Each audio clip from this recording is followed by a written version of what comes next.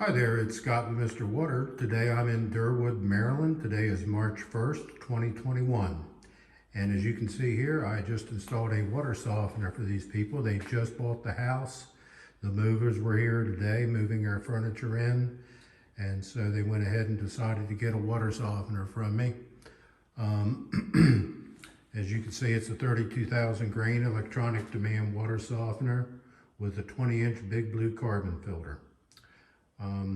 They also are going to get a plumber to replace the shutoff valve. They've got their main shutoff valve is dripping. Their PRV needs to be replaced. Our water pressure is about 80.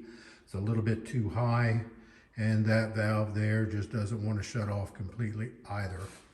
And also they're going to get an electrician to come in and put in another outlet that's a little bit closer. So making this a real short video. I'll see you in the next one.